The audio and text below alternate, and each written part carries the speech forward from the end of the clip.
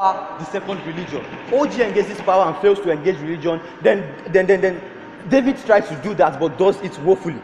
Why is this particularly important in this debate? Because we think that Islamic Caliphate, and this is a clarification that should come into debate, is not just about creating any state, right? It's just not about giving people voices, giving people endorsing a majoritarian voice when it is legitimate to do so. It is about appreciating the nuances of Islam itself. This is the first thing we are going to prove to you directly engages this guy. See, the clamor for an Islamic state is not new. First thing you should note, the lie David tells you that we should allow it to occur. ISIS tried it in 2014 when they established a caliphate in Mosul. It failed.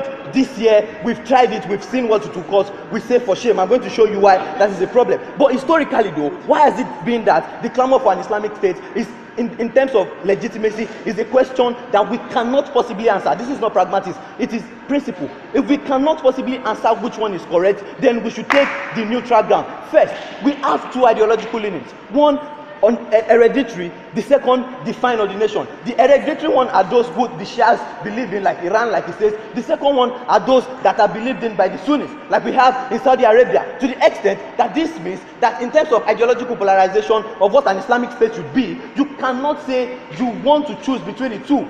Why is this important? Because an Islamic caliphate does not only govern your interest or your majoritarian interest as a state, it tries to tell you what Islam should be for the whole world. To the extent that a state should not legitimize what should be, like a state should not legitimize an ideological underpinning that will create much more problems for the whole world. We say for shame to the arguments of David. What does David tell you, like in his case? David says, see, predicating a political system on religion is good. Why? Because you have to interrogate the ideological validity. The best thing is to show that should have occurred. Then the logical question should be, if communism failed, if we had the opportunity to determine whether we should allow a communist state, should we or should we not, with clear-cut evidence? The answer should be definitely logically no. If there is conclusive evidence that what you are going to do is going to create much more problem for the world, we say for shame.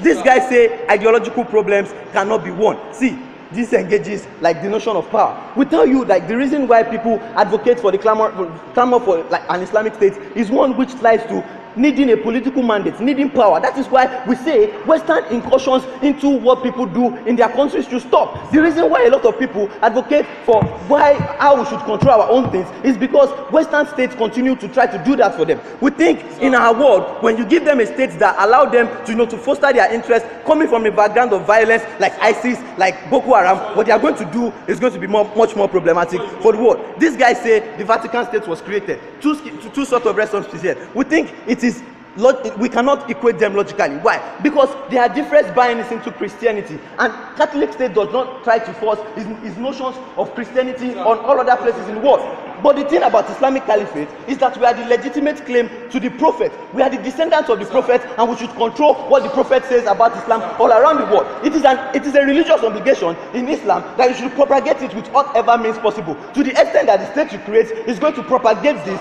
even with violence means or even with whatever means possible, we say it creates more problem for the world. Then these guys say there won't be a domino effect. But then let's talk about how like what evidence shows us about like stamping majoritarian clamors. Example, Zionism.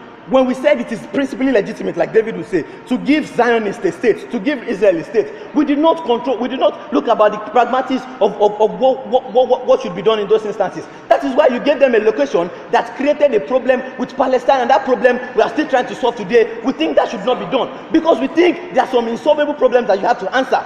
Where should it be? Should it be in Saudi Arabia where the Prophet lived, or should it be in Iran where his grandson migrated? Who would the caliphate be? Is it the hereditary Shia or like the ideological Sunnis? What would be the political authorities of the caliphate? These are intractable questions that we cannot answer. To the extent that a state should not legitimize uncertainty, we say use the neutral stance. But then let's talk about significant support and how like our extensions and strategies. These guys say when you have significant support, we think first of all there's no significant support. What you have is just elites clamoring for things, especially, and this is factual. That is why Wahhabis continue to support the Sunni Islamic State, and then we have the rich Iran continue to support the Shia Islamic State. This is about expansion. This is about war politics. But why are these things particularly like important in today's debate? Like, what are the questions we want to ask in today's debate? First, we say, should we create a state where one, more problems exist for the world. To the extent that when you create an Islamic state, what you say is to put like a symbol of attraction of Muslims all over the world, is to more importantly say that the state is legitimate to determine what Islam is all around the world. We think that is problematic. Faithfulness. The arguments you are giving, the arguments against the existence of any Islamic state around the world. We have Saudi Arabia, we have No. Sit down. Sit down. Sit down. Oh, sit down. See, these guys do not get like the distinction between an Islamic state and an Islamic caliphate, right? So Saudi Arabia might be an Islamic state with Islamic leaning, but it is not an Islamic caliphate. Because Saudi Arabia does not control does not have legitimacy to control what Muslims do all around the world. But that is the problem. That is what ISIS is trying to do. That is what al-Baghdadi says when you find someone who is an adulterer, stone them to death. We think that is problematic because it tries to expand, and we think that is more problematic.